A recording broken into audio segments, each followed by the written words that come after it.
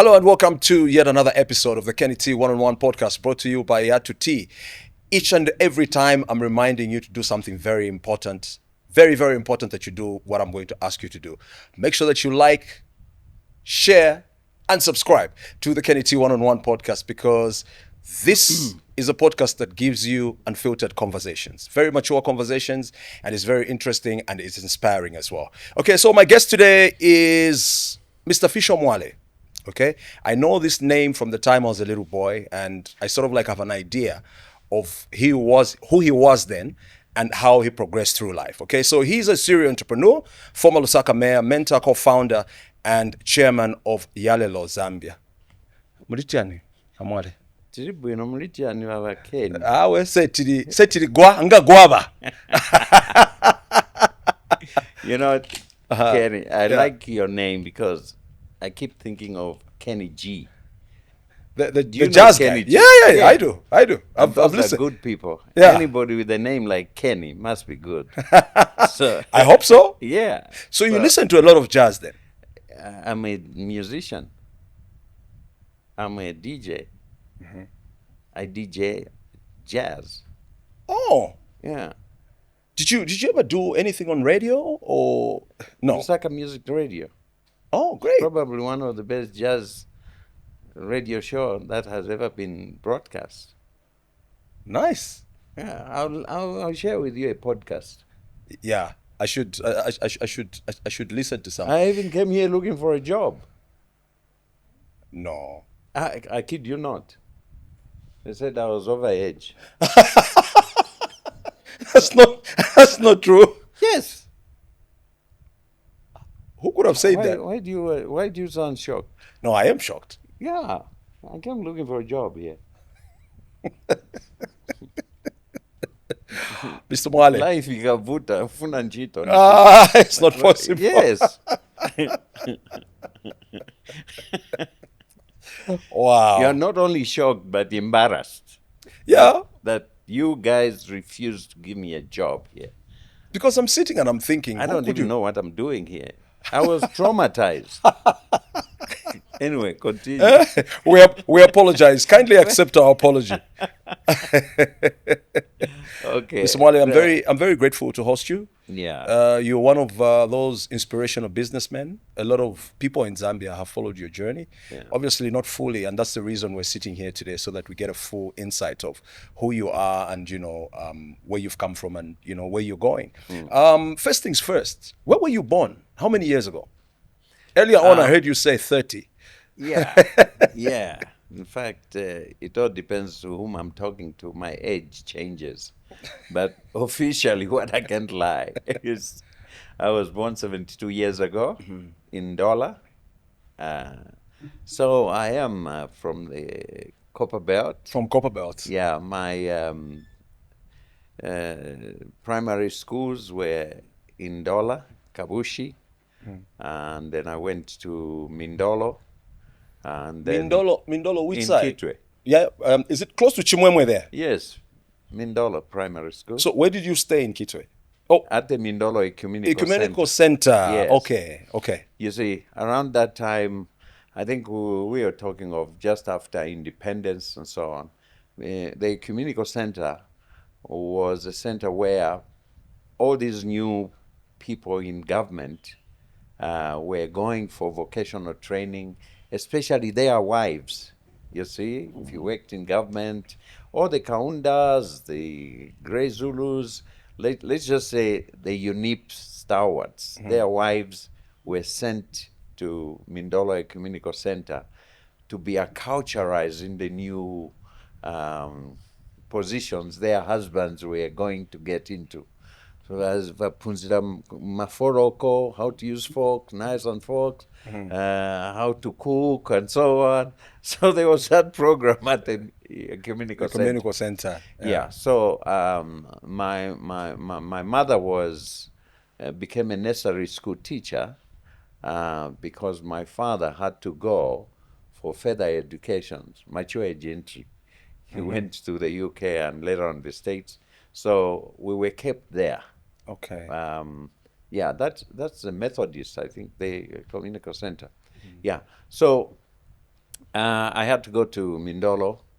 Then from there, 6 years later, when my father came back, that's when we moved to Lusaka. But before that, I went to Perseverance School in Ndola. You went back. You I moved back went to back Ndola. to Ndola, Uh-huh. yes. In fact, I started at Kabushi, then went to Suburb School. Suburb School is where the Hero Stadium is now. There is a compound there called Suburb. Suburb was a compound of general workers. Okay. And my grandfather used to work in the city council as a foreman. So he was like the village headman there at Suburbs. So Oh, there was right. Suburb School there. So when we came back briefly to Ndola, after my parents came, I went to Perseverance School, which was a colored school. Now it's important to mention this because you kids nowadays don't know. There was schools for blacks, schools for coloreds, schools for Indians, and schools for whites. I remember So the colored quarters. colored Were there quarters. in dollars? In That's dollars where as well. Perseverance is. Okay. All right. Yes. It makes sense now. So as we progressed in the hierarchy of society, you go lighter. So from Mindolo, now we are moving up status. We went to Perseverance. So when finally my father was brought to Lusaka to start working at the Ministry of Labor as assistant secretary or something like that, we moved to Lusaka and went to Thornpark. Thornpark. We're still ascending. Yes. Okay. from Thornpark, that's when now I arrived when I went to Lusaka Boys School. Okay. Because now it was with Tituwazungu, Wamwenye, At and, Lusaka Boys. Lusaka Boys School. Yeah, that's when now we had these mixed schools. And from Lusaka Boys School, I went to Kabulonga, Kabulonga Boys. which was now apex. Yeah. Because Kabulonga was like this school in Zambia, because it used to be known as Gilbert Rainey or something like that. But it was the top-notch school for white boys, white children, and so on. And by that time, we had started now mingling. Yes. So fortunately, after at that time, Form 2 is what now? Just when I was about to start Form 2, grade 7, grade 8. Grade 8, okay, grade 9. My father was posted to Ethiopia, Addis Ababa. What work was he doing? He was working for the OAU. He was seconded there from Ministry of Foreign Affairs. Foreign Affairs. Here. Okay. He went to the OAU, which is African Union now. Yeah, we stayed there 3 years. So I went to a school in Ethiopia. From there, he was posted now to Ivory Coast, Cote d'Ivoire. Cote d'Ivoire. At the time. Well, now they insist it's Cote d'Ivoire. Cote d'Ivoire, yes. Yeah, which was French speaking. So did you learn the language? No, I stayed there and I didn't because I was changing so many schools. Yes, you moved about quite a bit. And then it was decided that I go to Ghana, Achimota College, which was next to Ivory Coast. I went there. I really didn't like it and couldn't fit. Within 3 months, I just decided, I told my parents, I said, I think send me back to Lusaka, to Zambia. What did you not like about the school in Ghana?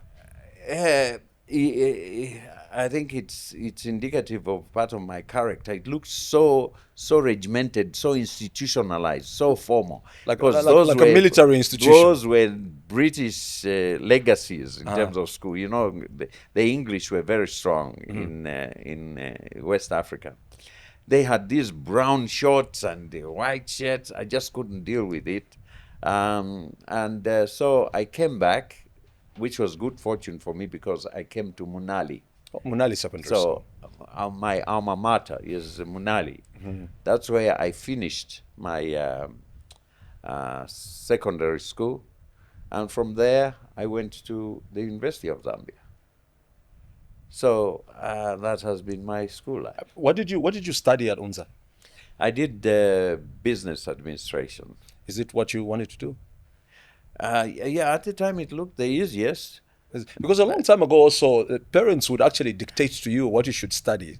Would you say Yeah. that was the situation with you? No, not at all. I think I was just grateful to be at university, and that is when true free education was, because we were spoiled for choice. And also it was the easiest, eh? Well, I thought, I just imagined myself. I think I had a strain of Mwape in me. I just thought that it was good to sound business. But I loved what I was doing, and I think I didn't make a bad choice, because even at a very early age at university, I kept on dabbling in a few businesses, selling things here. You know, I used to travel a lot to go and see my parents in West Africa. Okay. And I would come back with clothes, with things. So even at university, I was doing a lot of business. Business, Yeah, yes. a little business.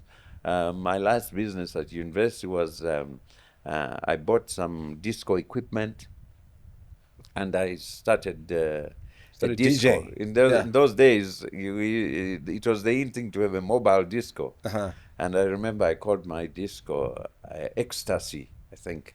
I wanted to create excitement. Okay. But those monks were so rough that half the time they were coming in free.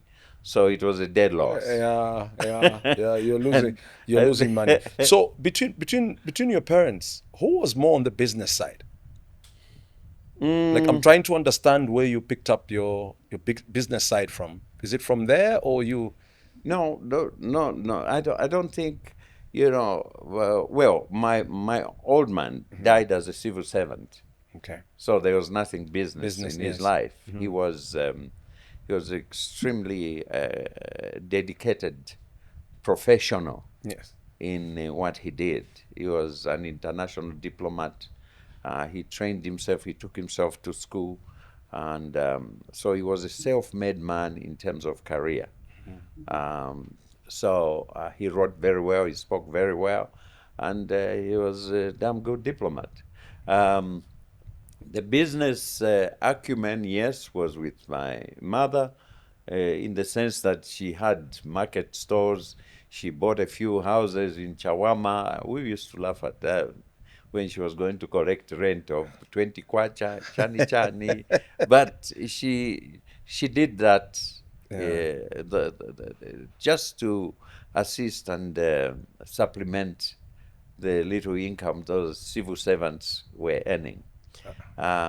You know, those days I keep recounting, we did not have corruption, which you could never see an overtly rich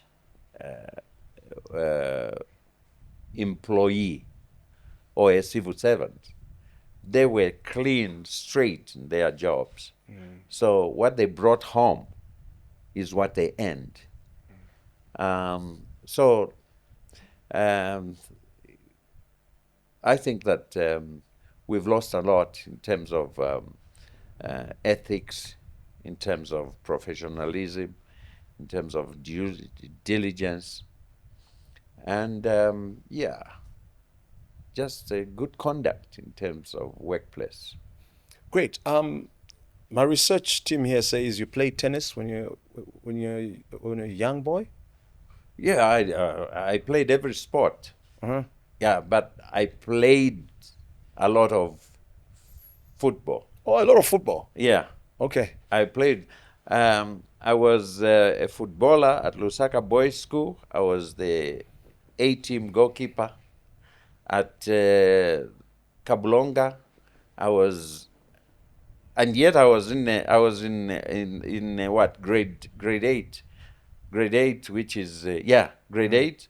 But I played for the senior team as a goalkeeper, And I went to Ethiopia. I played as a goalkeeper. When I came back to Munali, I started playing center back. At university, why it's important to mention this is Yes.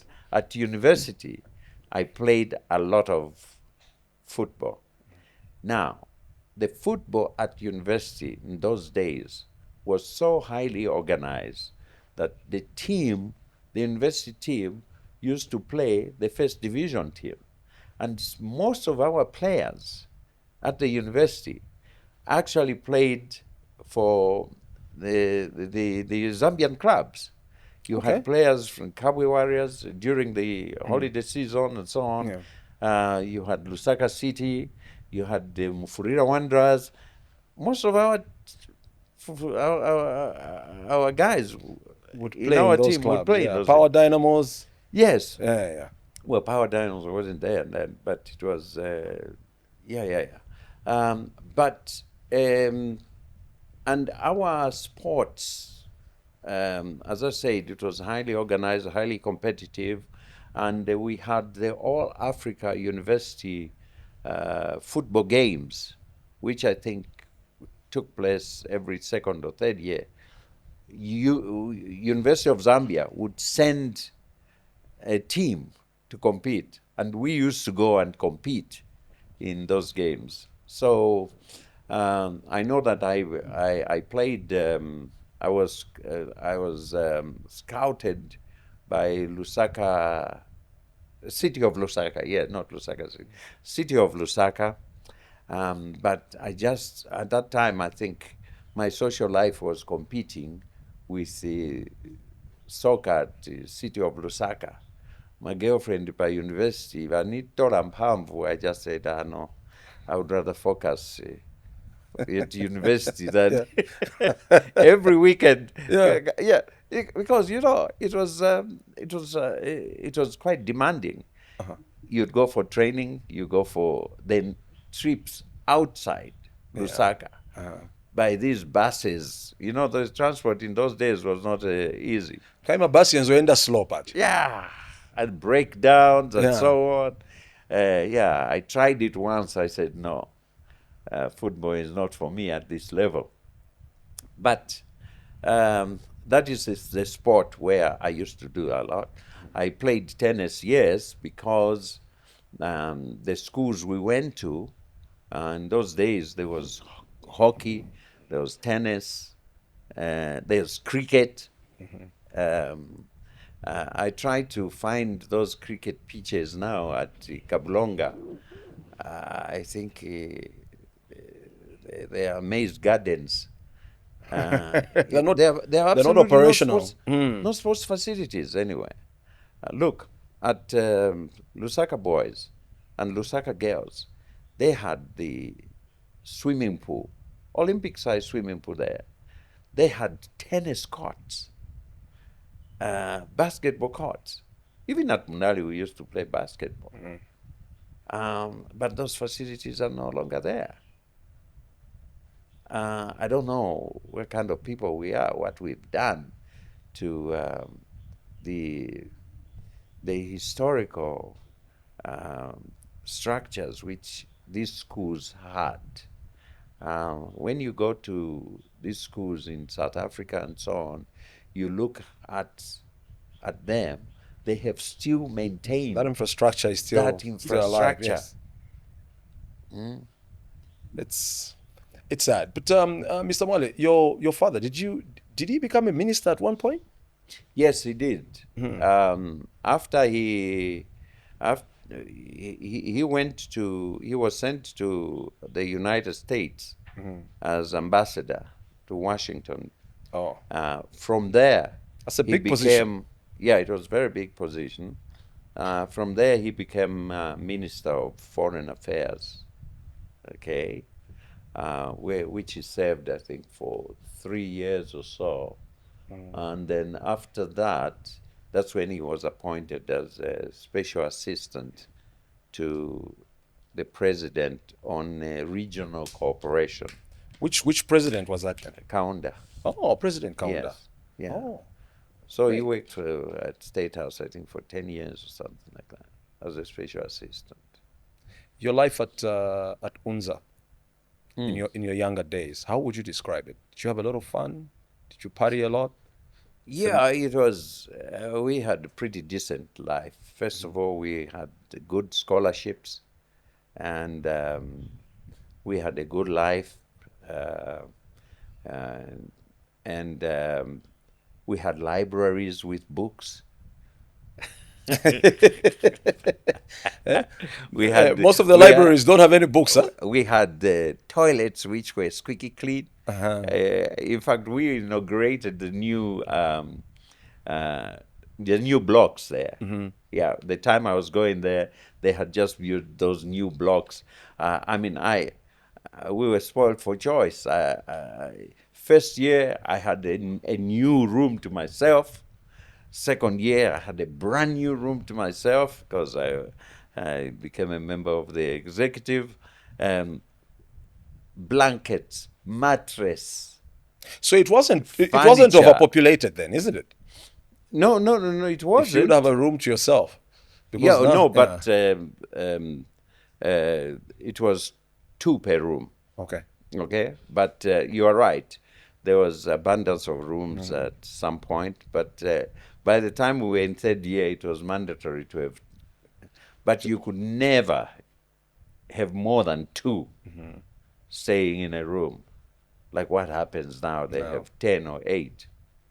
Okay, I see. I don't even know if they give mattresses or you have to carry your own and so on. I'm not sure either. Yeah. But after UNZA, which one was your first job and which company did you work for? After UNZA, well, during my time at UNZA, I thought I would go into banking. So my really first job was I got the job at Bank of Zambia, but then I saw that I was not meant for that. But after I finished my school, my university, I went and got a job at Zambia Steel and Building Supplies as a management trainee. Now, just prior to that, it took me like a year to start working. Delusion. I thought actually I could be a musician. Oh, okay. So for 1 year, I was my young brother, who was the musician of the family. He had gone to school and so on. He formed a band, and I thought I could. I forced myself to be a musician, but I couldn't even save a cat's life with my voice. What was the name of the band? Tafika. We've arrived. And what kind of music did you do? Those days, because my brother had gone to school in the States, he had just come from New York. Yeah. We were playing funk rock. I mean, Okay. we were like the first band to be playing funk rock. You know, people, if you know music, like my brother Johnson's and so on, twanging the guitar and so on. So it was an exciting period because he came with this new type of equipment with effects and so on. So there was a lot of jamming, and I was excited at that life, and I tried to be a bongo player. I tried to sing. They would just kick me left, right, and center until they finally fired me. It took long because I was the only one with a car. And you know, musicians always need transport.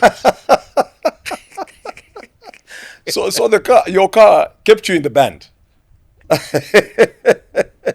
Until one day I discovered we were playing at Plaza Cinema, a live show.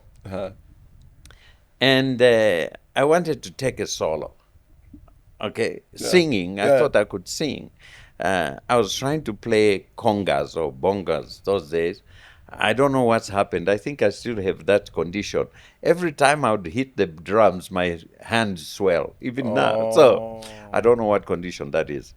But here I am trying to sing now. I don't know who I was trying to impress and so on, but I couldn't hear my voice. I keep telling them, they, Put it yeah. up. Until my young brother decided to have the guts and say, just stop the music. Said, look, we've been switching off your mic for the past 5 sessions or so. That's how bad a musician you are. You can't even notice. You are tone deaf. I said, what? We're fighting because you've been switching off my mic. Yeah. That's how bad I was. I couldn't even hear myself. Wow. So we reconciled, and then since we needed each other, I needed the limelight. I said, okay. Then they voted that, okay, you can be our manager. Oh, okay. So that's where my managerial career started, in a band. Oh, nice. But were you still with is it Good Steel, which the steel company that you work for? No, 1 year I had after I left university. Oh, okay. So that was Worked. before. Okay. I hadn't worked. I seriously thought I would go into music. So at what point did you Total realize? failure. Yeah. At what point did you realize this is not working? This music thing is. At that point, when you realize that you don't need to bath for 4 days, you can hardly afford to eat. Have you ever wondered why musicians are thin? Look at your maps. You can't. The only fat musician I see is MC Wabwin. But that's genetic. Look, it's a hard life. Yeah. It's a hard life. You can go 3 days just in a studio because you're obsessed with your music. Yeah. You don't eat. Okay, I never tried weed, but most of them eat weed to keep going. Yeah. Yeah. Yeah. You know? Yeah. Yeah. It's difficult. And then also you're thinking of how you're going to promote yourself. And I'm sure back in the day, in your time, it was even more difficult because the internet, social media wasn't there and so forth. What was that? you advertise by word of mouth, flyers and so on. No, I really admire the life musicians lead because it is one which just confirms your passion. It's a hard life. This is why when they make it, sometimes they go crazy because they can't deal with success. But to get to that, then I realized, I said, no, I'm used to soft life. I can't. I can't do this. Half of the musicians have nowhere to live. So, and my brother and I, since we owned the bank, it meant that my parents had to adopt band members who would either stay in their servants' quarters or what. It's crazy. Wow. So then after that, what kind of work or business did you get into? Okay, after that, that's when I decided, a reality check, said I got to get myself a job. Yeah, that's how come.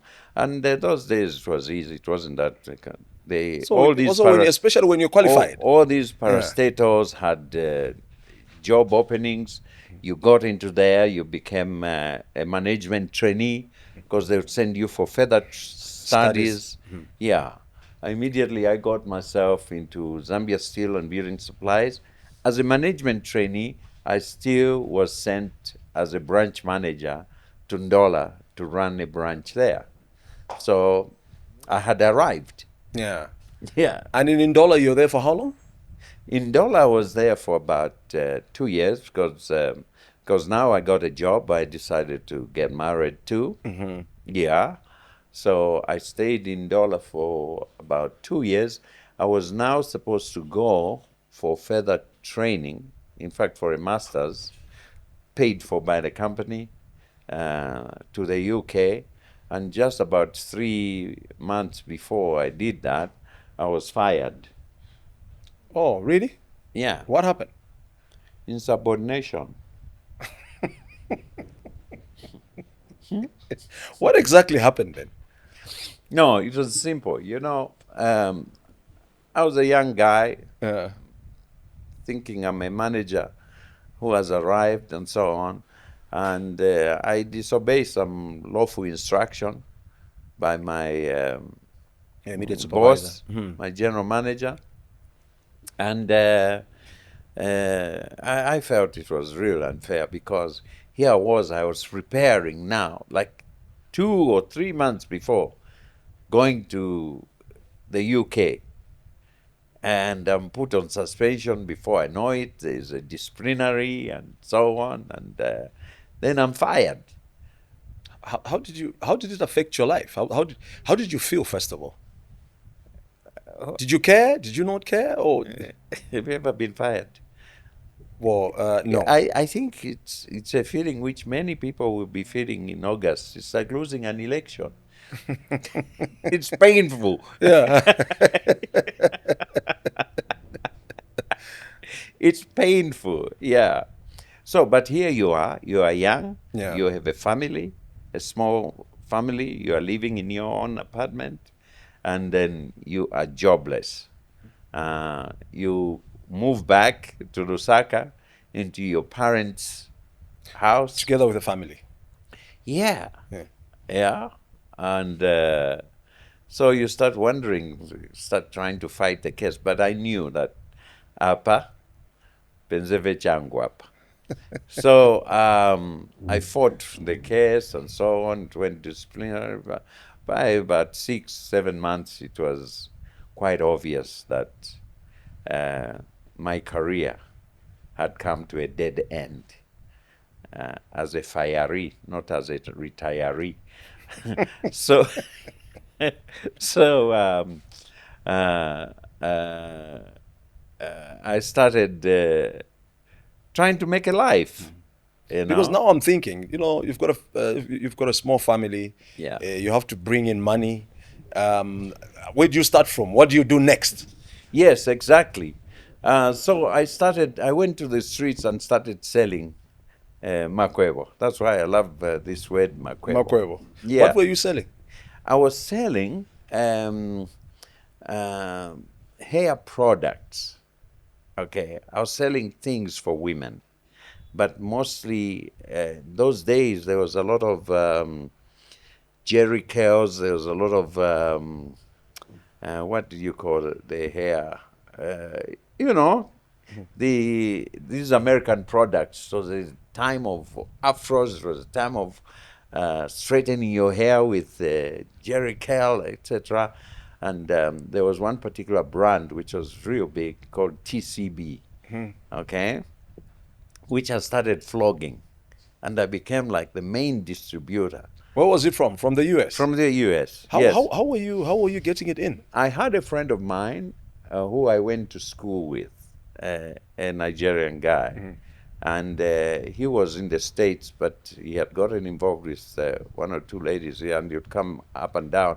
And I told him, I said, look, let's do some business here. I need these products. So he more or less just gave me credit facilities. I started bringing them, and the business grew. Before I knew it, I was buying a car.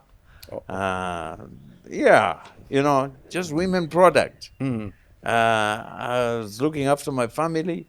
I'm moving up, settling, sorting myself up. Then I think a year or so after that, the man who had fired me, my GM, we were on pretty good terms. He finds me in Cairo Road. I remember that day, just near the post office there. So how were you doing this? Were you moving with the product in your hand, selling? Or were you setting up somewhere? Did you have like a cantemba? I was taking orders. Okay. And I created distributorships within Indian shops and so on. Yeah. Okay. Okay. I not only sold that, but I also started selling discount records. You go to America, you find these huge sales where in those days the LPs or the albums would be going for $5 or $6, and then there's a clearance sale where they're selling them like for 50 cents or $1. You just buy maybe 2,000 of them. okay, bring them over here, and I mean, everybody wants a record. Yeah. Yeah. So my source of some of these products were the States, but it was good business. But it gave me the oomph to start living again. Okay? I started buying shoes in Matevera Yawana, those days. I think Pampers had just started. Matevera Mapini. Yeah. Most of my children have scars, you know, mapini, those big pin. You remember Wazolasi them? wawana. Yeah. But you started a story about the general manager that fired you. Yes. Uh-huh. Yeah, he saw me. May his soul rest in peace. Film Sony. He was my boss. He's the one who fired me. Then he sees me On the streets, yeah, on the in street Cairo. walking. Said, Fisho, I've heard you're doing well, eh? I said, yeah, big man, I'm okay, and so on. Said, oh, yeah, but I want to introduce you to someone who is looking for a marketing manager. I said, okay, let's go.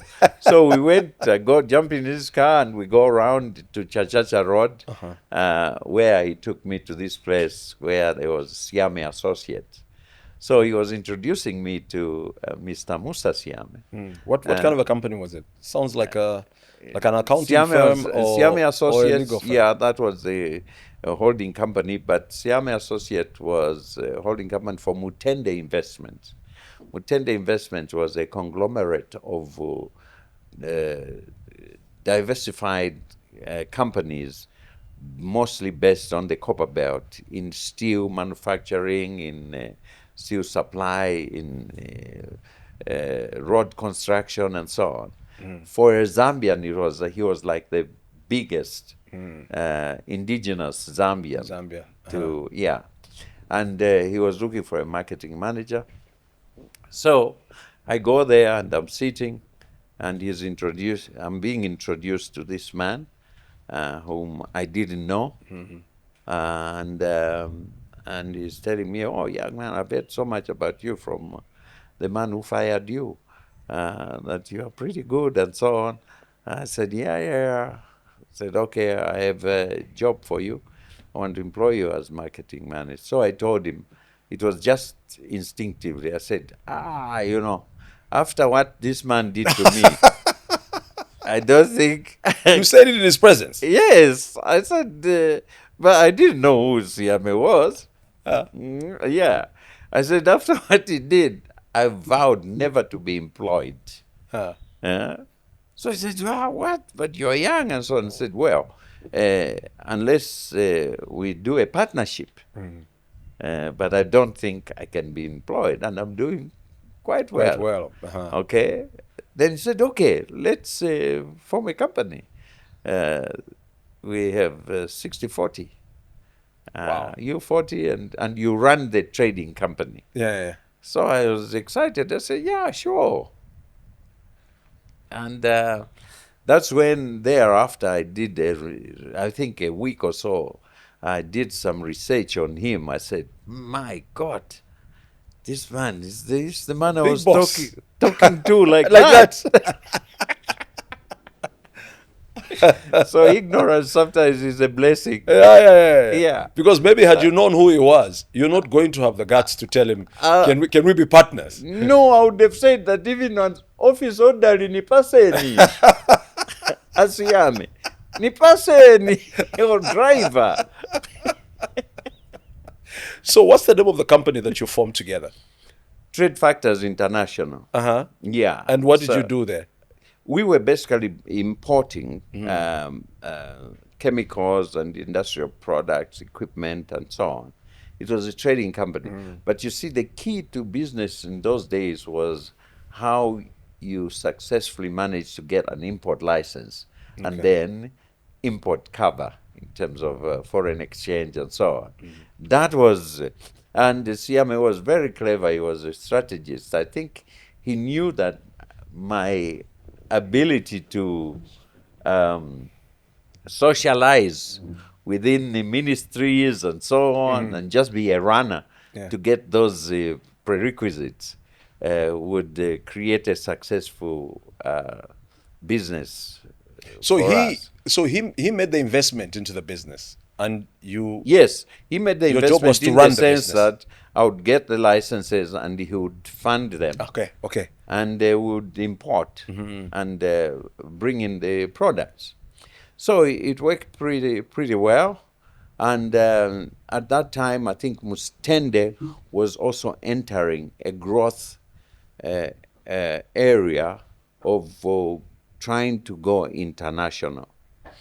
Now, it so happened that between Mr. Siame and myself, um, we decided to invest or buy into an Anglo-American company which had been set up here to provide trade finance to industrial companies on the copper belt. It was a trading outfit, but it gave us an opportunity to internationalize our operations. So we bought this company called Dongray, which was based in the UK, an Anglo-American company, which gave us an opportunity to start operating from Anglo-American, where is 74 Independence, by the traffic lights Yes. opposite. Yeah, Yes, that yes, was yes. Anglo-American bit. Uh-huh. Yeah. We were the first, I can't use the word nigger, but we are the first blackies to be in there. Yes, we have a Zungira building. Yes. No, because even Independence Avenue, it's now that we can, Yes, us can set yes, up our businesses there, yes, yes. Yeah. That one was it was the holy grail for So then, Anglo. so how were you balancing your time? I like to think that your other business was still running. Which other The business? business where you had those deals with the Indians on Cairo Road, the supply of those. Kenny, Eh, you stopped it. you're going now at high level. You think Eh, you can be selling mafuta? eh. That was forgotten, man. Because now That this that was collapsed Yeah. into. Now I was occupied. Now I had big become job. an entrepreneur now. Yeah. Namatai. Shareholder. So I mean that business. Okay. Okay. Even in terms of, I think sometimes we do make these fundamental mistakes. You must grow a business to its logical conclusion. Yes. I know for a fact that my turnover relatively was probably higher than what I had got myself involved into, because there, turnover was what I sold, no tax, no And overheads, then you're not sharing with anybody. no overheads. Yeah. So your take home was Was much quite more. substantial. Yeah. Yes. So you get involved in organized structures. You have accountants. You have auditors. You have sophisticated officers. Yeah. At the end of the day, you're basically getting a salary, okay, and good perks and so on, because you're a director. But in relation to your gross, I think Makweo had higher returns. Higher returns. Yeah. Yeah. So it is how you grow that business up to a level which can be considered serious. Yeah. But remember that at that point that you formalize the business, then everything changes. You have the taxman. Yes. You have employee welfare to look after. Yeah. You have It's too many but responsibilities. But Yeah. anyway, it was a learning curve. I got into a different league now, okay, which was more organized, which more corporate. which more or less opened the world to me. I'm truly grateful for that opportunity, because once we bought that company, we became international. Our head office was in London, and we started operating out of London because my forte was still trying to develop new trading markets. I started going to West Africa. I started spending a lot of time in Angola, where we started doing serious business. So basically, we had become international. And I was exposed to a totally different new world in terms of business and entrepreneurship. But And how? you had a brilliant guy like Musa Siame. On the other hand, you had the Chivote group where you had Sadanis. Now, these two, Musa Siame and Sadanis, used to work together in Indeco. So at the time that there So was the Sudan is Zambia. Meridian BIO. Yes, Okay. yeah. All right. Mazembe, Meridian, and Yeah. so on. Yeah. So we were slightly smaller than them, but I think in terms of indigenous Zambian, we were not doing too badly because we also diversified into banking.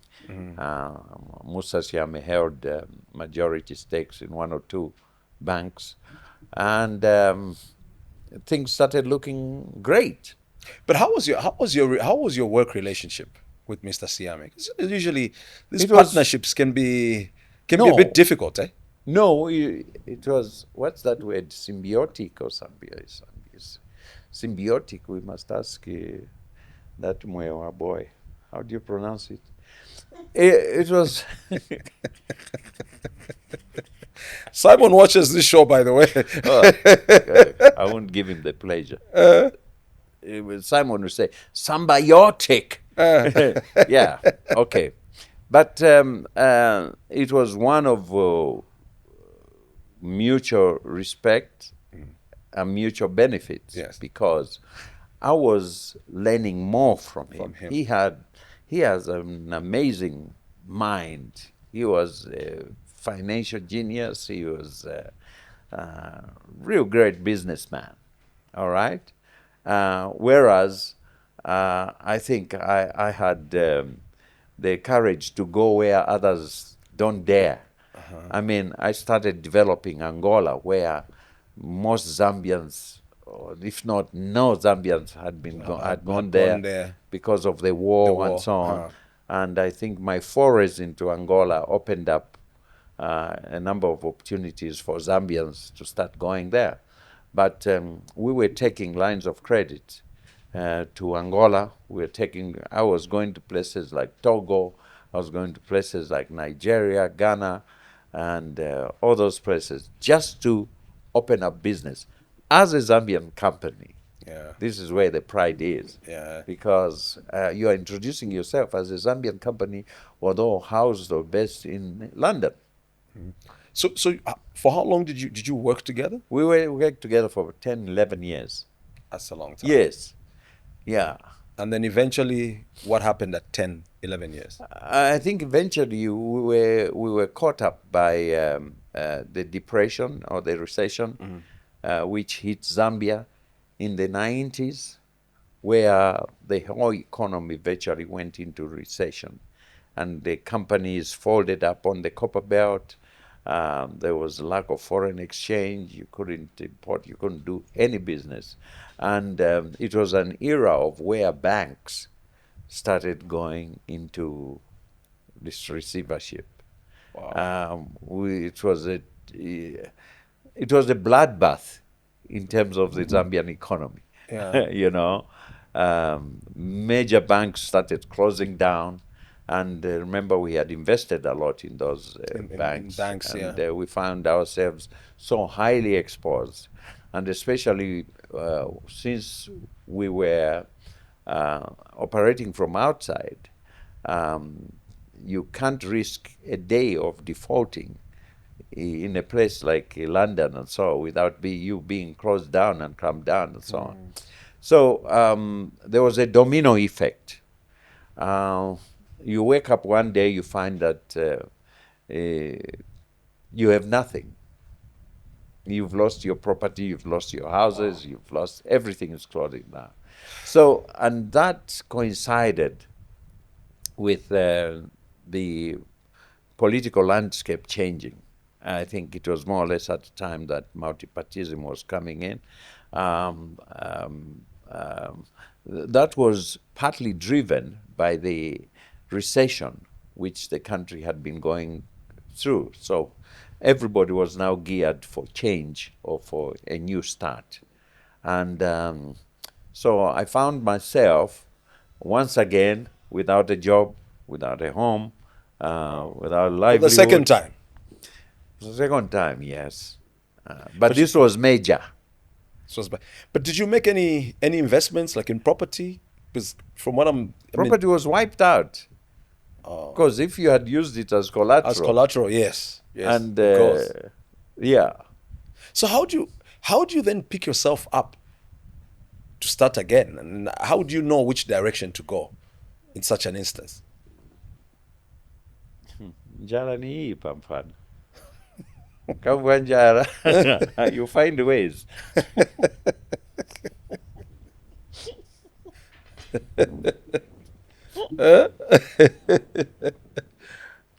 No, no, you're right. You know, in each and every one of us, as animals, we have an instinct to survive. Okay?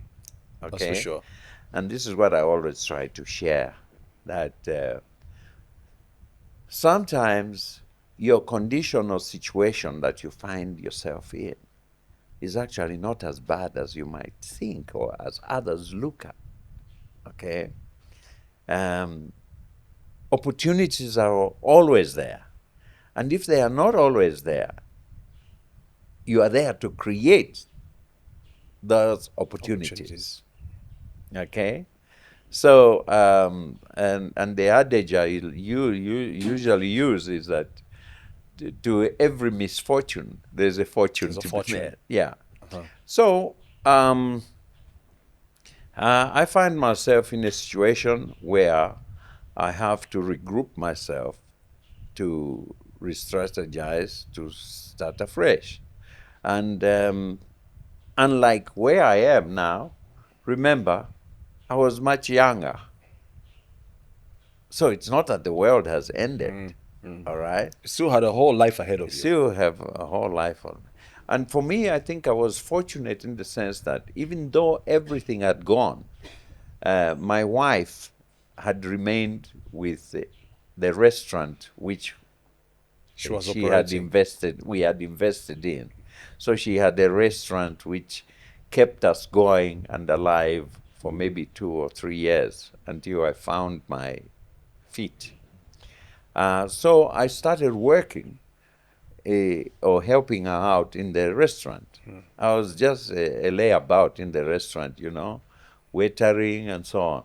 But it was a moment of deep reflection, a moment of downsizing yourself, that here you are, one moment you are dining in the capitals of the world, the next you can't even afford a bus fare, and you're just waiting for your one meal in a day, which is coming to you mahala.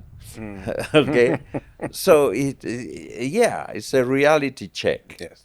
So I sat in that restaurant for a year or so. I had to decompress. It must have been hard. I mean, it's yes. Yeah. In hindsight, yes, it was hard, because truly you have to start adjusting yourself.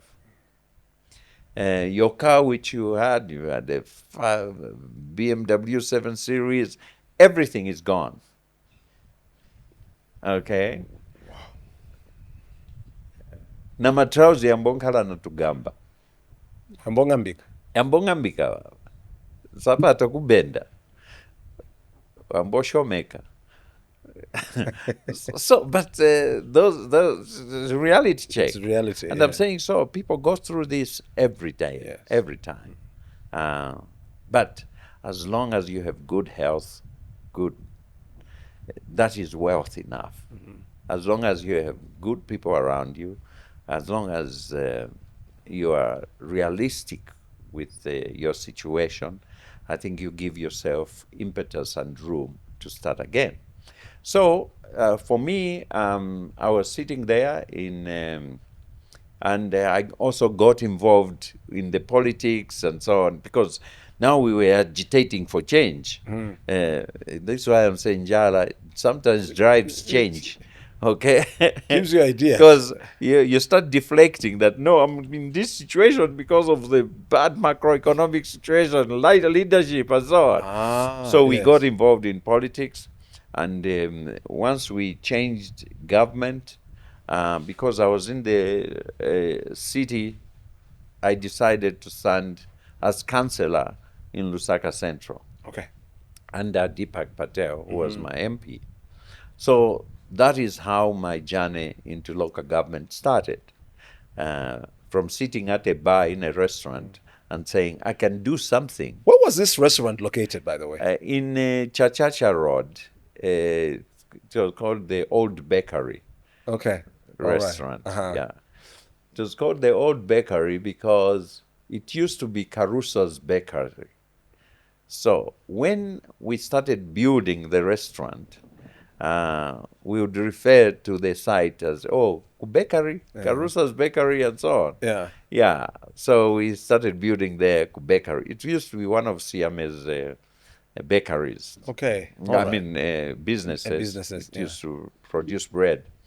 So when the time came to name the company, we couldn't find a name. We said, but let's call it the Old Bakery, because we kept referring to that side as the bakery. Yeah. And immediately, even the decor, we found a theme around the name. So it was, I think, one of the best successful Zambian, and it actually became a center of the MMD. Okay. Yeah. All MMD people, it was the hangout for them. They used to come and eat there and hang out there. And so on. So when you joined politics, you're on the MMD side? Yes, and that's the only party I was ever inducted into. Yeah. Did you attempt with UNIP or no? UNIP was an old party. And from student politics, we always agitated against UNIP.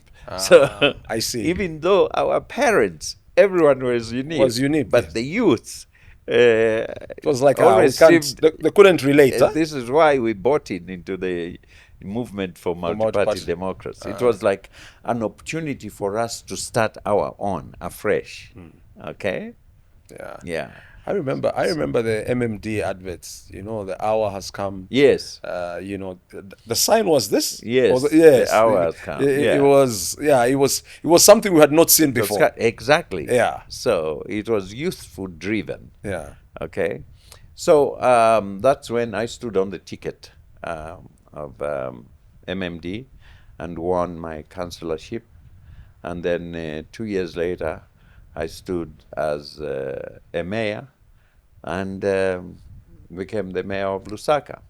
So remember also that these were part-time. In fact, councillorship. It was part-time? Yeah. Is it the same? Is it the same today? No, well, mayor now is... I think the mayors, they report for work, 8 to 5. Executive mayor kind of thing. Yeah. So, so I could still revive and continue my business. And falling on the my contacts, which I had made during the tender days and so on, I started building up my business, and I started specializing in debt business. Okay, debt buybacks. Can you explain how it works? Well, just for our viewers to properly understand. Well, every country or everyone in business, they have debt, okay, which is an asset. At some point, when you default, it still remains as an asset. So you have people, financial institutions, who are specialized to buy that debt at a discount. Okay, let's say Ken owes 1,000 kwacha to Jim there, and you've you've owed that money for, let's say, 2 years. It has depreciated, but it still remains 1,000 kwacha. Okay? You have failed, or the person who you owe to has failed to get that money from you. So I would go to that person and say, look, Ken owes you 1,000 kwacha. It's most likely, given his financial situation, he'll never pay you. Since I know how I can get the money from Ken, why don't I buy that debt from you at a discount? So I'll probably convince him. I said, this debt of yours, since it stayed so long, it's now, I think, 200 kwacha. Okay? So the person, and whether they've failed to collect the money in 2 years. Failed, 200 is something. And most of them, anyway, the debt was probably insured, so it was covered. Now you are talking about sovereign debt here. Okay, so in those days there were many programs which were structured by the World Bank, IMF, to dismantle debt. Okay, especially the phenomenal debt was huge in South America. I think you've heard Brazil and Argentina owed billions. So you come up with programs of dismantling that debt by write-offs or by selling it at a discount to people who think they have a use for that debt. Now that use might be in debt equity conversion, meaning that Zambia owed this country so much. Someone goes and buys that debt, okay? Because when you're buying that debt, you know what you're going to do with it. So I would come to the Zambian government, say, look, I'm the new owner of this debt. You owe me this debt. Okay? You owe me 1,000. All right? Yeah. But I'm prepared. If you give me shares or equity in Mulungushi Textiles, okay, at this value, I promise that once I become an equity holder, a shareholder, I will recapitalize. And so I'm using that delinquent debt as an asset to take up equity somewhere, and then I promise to bring money and revive. It's a win-win situation. It is. Okay, But it's a good way to buy in too. I've paid off this person who's been bothering you. Bring my debt. Yeah. So a lot of African countries were in that type of situation. And Zambia for some time owed a lot of debt to Eastern countries for police vehicles, for equipment, for power stations, and so on, which they defaulted. Okay? So those countries, remember, you don't have to write off a debt. Okay? But with our entitlement attitude, we think that when we borrow, we don't have to pay back. But in Congole, yeah. you know, you have countries like Japan, for instance, where you can never write off the debt. Governments lose their jobs for not collecting the debt. The debt. Debt comes from who? It is the citizens' money where they have lent to Zambia. There is no entitlement. You must pay back.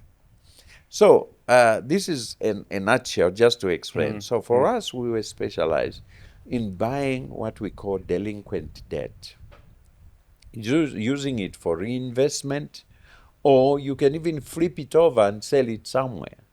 Someone always has a use for that debt because it is an asset. So I specialize that. A company like DAP, this company which sells Salaula. DAPP, I'm very familiar with it.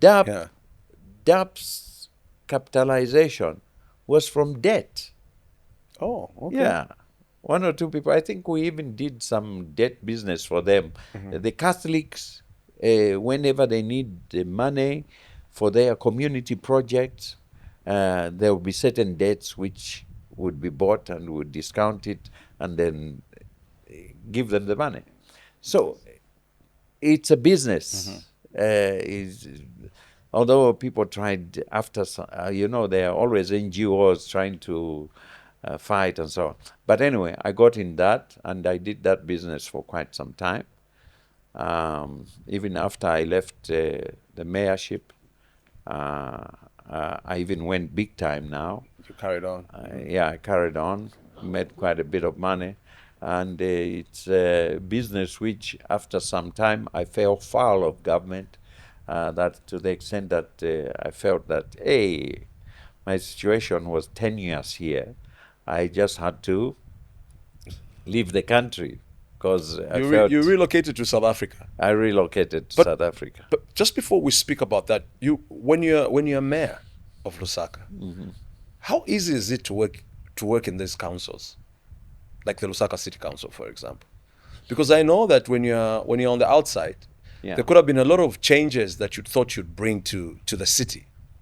Did you manage to bring these? I hear there's, just like in a lot of institutions, there's a lot of red tape and all of that. Yeah. Did you succeed? Was it an easy going, easy flowing type of position? No, it was a very difficult position. But no pun intended here. Someone I considered mad at the time, and it's with utmost respect because he was kind of crazy. Mike Osata, the late. Yeah. Yeah. He taught me one thing. Yeah. Okay. Yeah. Remember, Mike Osata was governor. Yes. He was a senior. He was what? He was a governor, and then he was a senior. Was that senior governor of Lusaka too, or something like that? But he was in local government. He was a creature of local government. And I'm saying I learned, or he taught me something, that in a place like Lusaka City Council, in order for you to succeed, you had to act mad. You had to be irrational. You had to act crazy. Yeah. Okay? And that's how he did things. Yeah. And he managed. He Yeah. got away with it. No, he got a lot of things done. Because half the time he pretended to be mad in order to get things done. Yeah. Now, where am I coming from? Remember, we were part-time councillors with no authority, no executive authority at all. I see. And yet we were totally responsible and accountable for the performance of a local authority which had no wherewithal, which had no resources, which had no power, and for the titular heads like mayors who had no power at all. So what drove things to a large extent was your own personality, how you embraced and related your office to the people out there. Okay? Wow. So you had to ensure that your relationship with central government was good. And at the time I think I became mayor, I had a good relationship with President Chiluba, who was open to embracing new ideas and stuff. in this new dispensation. Okay? We were faced with problems like street vending. We were faced with problems with poor trading places, markets, and so on. And my first job, my first thought was that I want to provide good new markets. And my first project was the Lusaka City Market, Okay. where we had to erase it. I moved there. I had an office. My first 2 months as a mayor, first of all, to move the people and allow for the army to start building with the assistance of Israeli funding and so on. But it was a project, it was my first project as mayor of Lusaka. Wow. So, and I did it. And I proudly say, I recollect now that the first task was to move the people. There was even one time someone slapped me. Someone spit on my face. They would chase us there.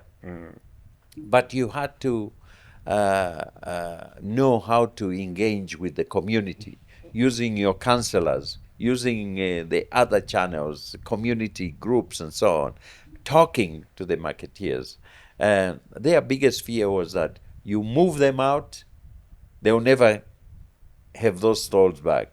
So what we did, the mayor's office, we decided to bring a PR unit and took pictures of the 1,500 marketeers standing behind their stalls holding a number. And we say that each one of you will have a file so that when this market It's complete. you move in, you won't lose. Community engagement. Yeah. Very Okay. important. So there were a number of ideas we implemented. You had to have a good relationship with your administration, and we engaged into new developmental projects like changing the use of land, expanding or directing the growth of the city from, let's say, the city center there towards Olympia Park, Northmead, covering all this area like arcades, all that, where the Radisson is and so on. Yes. Those were all projects which we undertook under my, then extending the growth of the city to mass media, all those plots. You create breathing space in the city by decongesting the city center with new developmental programs and designs. Mr. Mwale, I know that at some point you sued the Zambian government. Was it around the same time you decided? No, that was when I was in the debt business. Oh, right. Yes. Okay. The Zambian government owed us money, and we had bought debt. Okay. And we went into a consent agreement with them Okay. for them to start paying back. Okay? And then at the fourth payment, they defaulted. All right? And then somebody went to them that, Fisho Anabai, he stole this debt just because the Zambian government had failed to buy the debt. So I was demonized, okay? But they forgot that we had an agreement, okay? And this is where we misplace our efforts in Zambia. It's very easy to demonize an individual and get the whole system to work against them. Is it the time that you relocated? Yes, because I knew that any time now I was going to be arrested. And, knowing our system, you can rot before a case is, even before anyone knows why is he in. So I decided, I said, because I've sued the government, if I remain here, I'm an endangered species. Okay. So I went outside and pursued my matter in the courts in London. That is where we finally won the case, and here I am. How was your stay in South Africa? You were there for 7 years. I was there for 7 years. My stay was pretty expensive. I can imagine. You are living off your proceeds, and home is home. Yeah. And this is why sometimes we just have to, we must have a different approach to how we deal with our issues. To be in exile on account of injustice is one of the most painful things, okay? Um, because, look, personally, I knew I was innocent. Uh, if I didn't have the resources at the time to afford exile, I probably wouldn't be here. Because I always say, I mean, I express myself to my children that I'm a free-spirited person. I'm a free bird. You incarcerate me, I'm dead. You take away my passport, then I don't think I can survive. Yeah, it's pretty difficult. I want us to speak about Yalelo. How did this idea come about? Remember, I shared with you, Kabananjara, you become creative. Nzelu Zuwera. So I came back from South Africa around 2010 and so on, with not much to my name, because 7 years out there, no matter how much money you have. Because I'm sitting and I'm thinking, how much money would you need to have in your savings for you to survive for a period of seven years in a country which is not cheap to live in? Yeah, especially if you have high maintenance kids, spoiled kids. How many were they? The very ones who are there now, Venezuela. Yeah, They but were you used to the see, good life, huh? but then you know, here I was.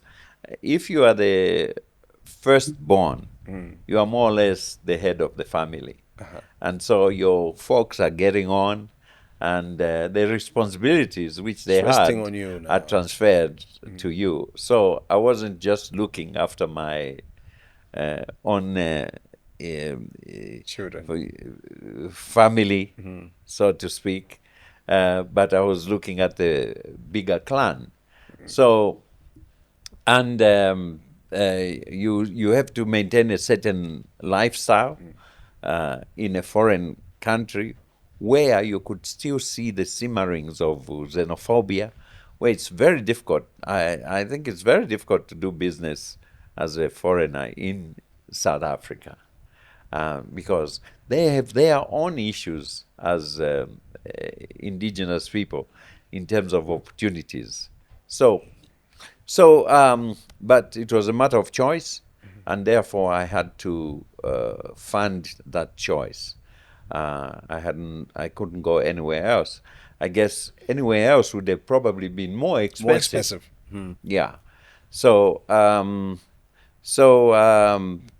I spent quite a bit, went through quite a bit, and I know that I didn't get to be poorer simply because I consumed what I had in reserve, but I think I was also trying to do certain businesses out there which really didn't succeed. Meant that I had lost quite a considerable amount of money. I started trying to do business in Tanzania, and I lost quite a bit. So I come back here, and I'm trying to settle and say, what am I going to do next? So it was just by chance, really. I was reading one day that there's a fish shortage, and I'm twiddling my thumbs and said, hey, how come there's a fish shortage? Why isn't there carpenter and so on? But I realized that there was a fish shortage. I said, but we've got so much water and so on. So I just, out of the blue, started reading about fish farming, because it was an idea in my head. In fact, I said, why isn't there, and yet we have so much water? And it took me into a totally different world, which I had never heard of. And you're now talking about 2010, 2011 or so. And I guess what you had been trying to ask, and I guess my name also kind of motivated me. You know, when you have nothing to think about, you're saying, Why was I ever given a name like Fisho? Maybe my grandfather wanted me to be in fish business. Really? Seriously. Yeah. Because further to that, my father's name was Steak. So Steaky his first name was Steak. for nyama. No, the typical thinking, that's where you are going. No, it wasn't. But everybody thought it was fish and steak. That this old man, just because he's called the steak, apa someone was in a fish, you know? So there's a message in the name. Yeah. At that Absolutely. time, it was a light bulb. I said, hey, I think maybe my grandfather gave me this name because he wanted me to do fish business. Fish business. But then fish is English, but my name is not English. What It's does a your name Ngoni mean? It's a very unique name. Well, remember we originate from South Africa. Yes. All right, the Ngonis. And I think my name in South Africa is Sifiso. Okay. All Sifiso right. is I think it's a bit of a common name in Yes. in South Africa. Yes, it's something, someone special and a gift and so on. Okay, so my name is a derivative of Mafijo or Bisa. The story is that my grandfather, who was the Chief Mushawa, at the time he was growing up, his parents were experiencing a lot of deaths of their children. So when he was born, they said, wolo wapano, tientika mufise, mafijo. So they went to hide him in another village until wakula, then wakawere, kuzotola ufumu. Okay. So he's the special one who was hidden, dear Fisho. Fisho. That is the name he was given. Oh, right. Yeah. Right. So believe it or not, I am actually special because I'm a hidden one. I'm still yet to find out what is so special about me, but I got the name anyway. Yeah. So, so that's where the name is. Yeah. And my father's name, Siteke, it's there is a town in Swaziland, Siteke. Okay. I think when the Ngonis and Zulus were moving, they settled in that Siteke. Siteke. So that is the name which he was given. So it has got nothing to do with food. Okay. All right. So I'm thinking, contemplating. I said, maybe. I said, let me look at this fish business. So I started reading up and found that there was such a thing as aquaculture, which is farming on the water, fish farming on the water. And here we are. I started thinking of doing something big because I got excited. Said, you can actually grow fish in the water. There must be people who are doing so. I went to check Lake Kariba, found no one is doing such a thing. They're just doing carpenter business and so on. Except those fishing boats. They like except one guy called Salim. May his soul rest in peace. He died. Savannah Streams. He was doing something there. I got in touch with him. I was so excited. He had so much knowledge about this thing, and he said, "No, we can do it." I told him, "Look, I am used to doing big things. I want us to really go big." He said, "Yeah, okay, let's try that." Then I went to ZDS, started looking for investors, and lo and behold, I was introduced to one or two people who had been coming here talking about fish farming. I got down, some young Mzungu chaps, I got down with them. I said, hey, I've got this great idea. I think we can do this fish farming and so on. They said, yeah, that's good. We find money and so on. And that's how we started. wow. Yeah. So we said, what are we going to name? I was doing a lot of research.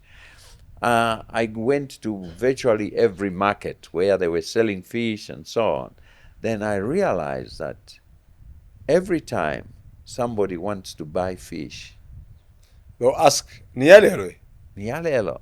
I said, that's it. People want Wow. fish which is of today. Fresh. And that's what we are going to call or name our company.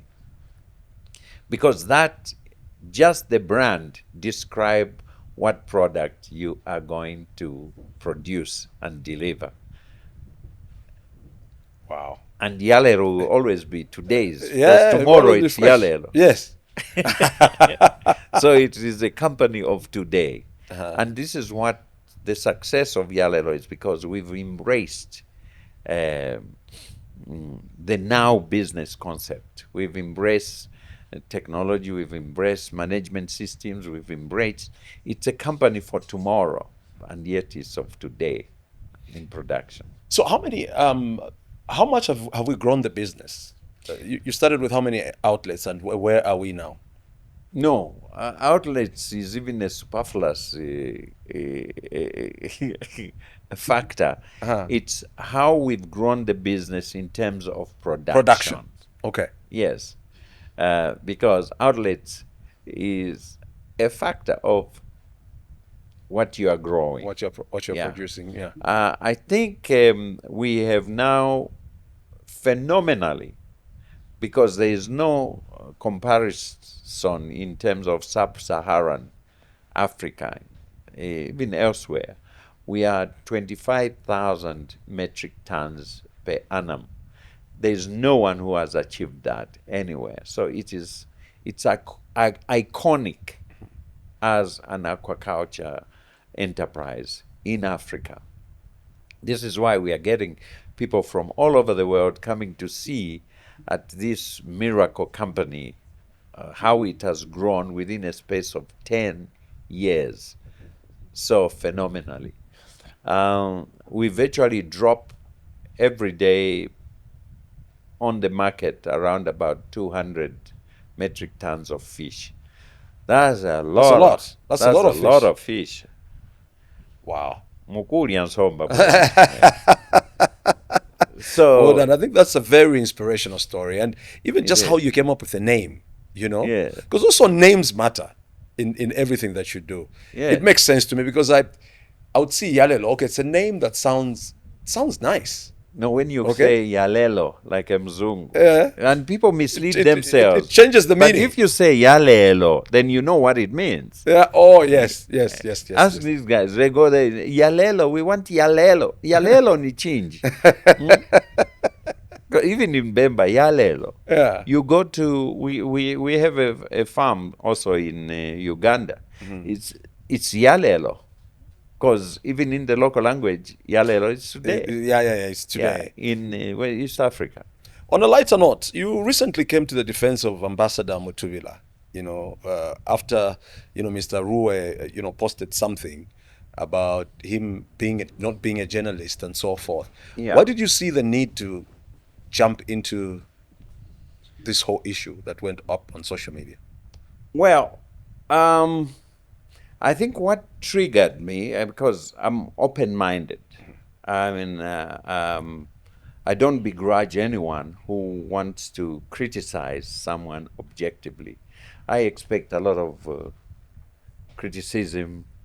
I welcome it. I mean, but when you personalize a matter or the message that you want to deliver, then it dilutes the noble objectives which you set out. I don't know if you recall the entirety of that message from Rue. It talked about the appearance of Mutuvila, and I think he's referred to his fake his fake accent. You recall that? Yeah. I saw that. Yeah. So when somebody brings into an article which is meant to be objective, then you see the ulterior motive. It was not so much to criticize or point to Frank's lack of education qualifications, but it was at his persona that he was aiming. Why should you talk about someone's accent and make it look as if that is what portrays or projects his character? So I knew Frank differently from a perspective of someone who has achieved so much, notwithstanding his so-called lack of education. And that's the issue, which you say, God damn, how did this guy achieve what he has without a grade 7? And it is that quality which you should highlight. Absolutely. In terms I get your point. Yes. Yes. Yes. Because how is someone who is not qualified, Yes. and yet they achieve so much more than people who are actually qualified? Absolutely. And then you actually say that he shouldn't even be admired or applauded for his achievement because he speaks funny. You see what I mean? Yeah. So he trivialized that issue to an extent where you started thinking that there is something more ulterior behind this statement than meets the eye. Yeah. Wow. And for me, I said that no, it is typical bringing someone down and belittling someone's contribution, because the man's contributions has been recognized at the head of state level. He has received one of the highest honors this country bestows on its successful citizens. The grand honor of whatever. And then you have someone coming to say that this man is nothing because he has no education and what he has achieved is fake, as exemplified by his fake accent, which is not fake. Wow. Anyway, Mr. Mwale, I've got a question from our previous guest to you. It says, what do you think God would have done better in creating Zambia? I think God would have spent just a little bit on us in removing this character of entitlement which has permeated our society. And it's a theme which militates against our own, at an individual level, self-improvisation, self-creativity. At a society, at a community level, it removes the attribute which is supposed to serve society or community in terms of improving and creating standards which are decent standards for anybody to live in. Let me qualify that. You know, it is not due to poverty that you can live where there is sewage. It is not due to poverty in the villages that you can live in a grass-thatched house which is letting in rain and the sun. It is not due to poverty where you cannot build a big mud house and compartmentalize it for your children and so on. It is not due to poverty. Even here, when we complain about our own situation, it's because we feel entitled to a better situation created by others. We do not take time to evaluate and realize that at any given time, we are far much better off than others. And the situation we are in is of our own making. You know, I'm coming from a funeral right now, and the priest was talking about a guy who, Nick Vucicevich. There's Okay. that limbless guy. Okay. No, I'm not familiar with. He has no limbs. He has no legs. He has no arms. And he looks like one of the happiest people in the world. He's even got a family. And the people keep asking him, but why are you so happy? He said, because I've made a choice. You can make a choice to be where you are, or you can make a choice to be where you're not, where you want to be. Meaning that happiness and even your own well-being is a matter of choice.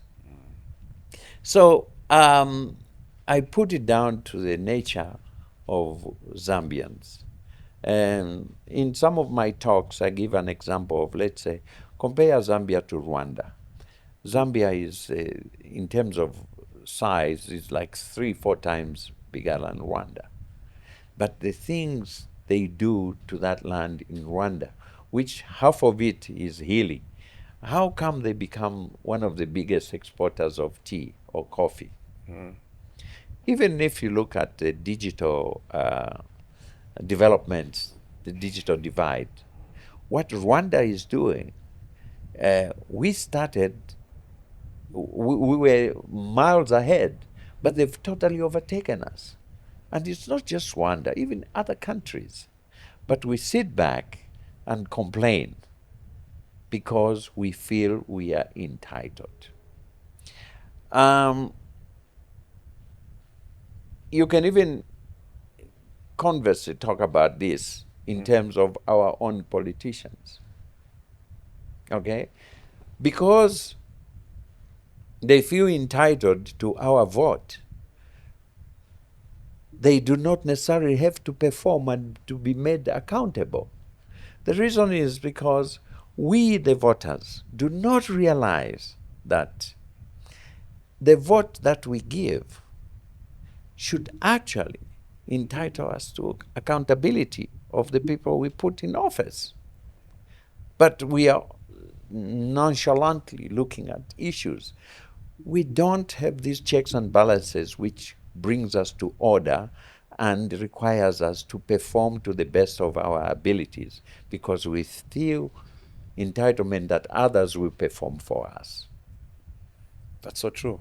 Mr. Mwale, any plans for in terms of standing for any political position?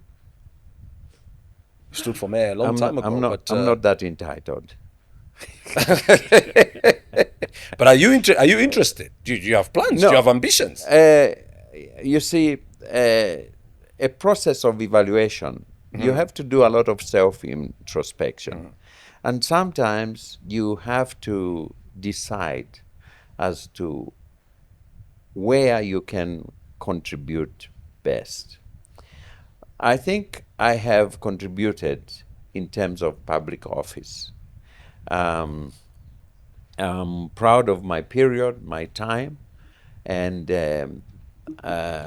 if there is any occasion or contribution that I can make, is probably advise, if need be, those who are up and coming and want to make themselves better leaders than we were. Because you cannot replace or buy experience, but you can impart and share it as a way of showing your gratitude to those who gave you the opportunity Yes. to serve.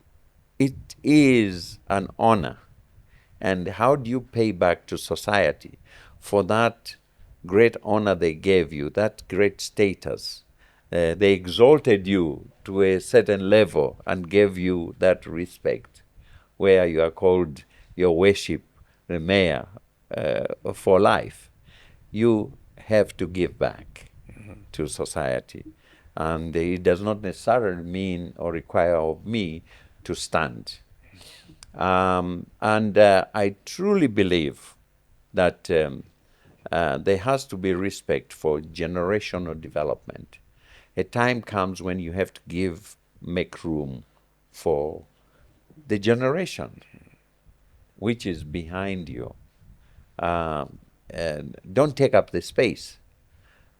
Even if, words which people always want to hear is that we need you. There can be no one like you. It's all lies.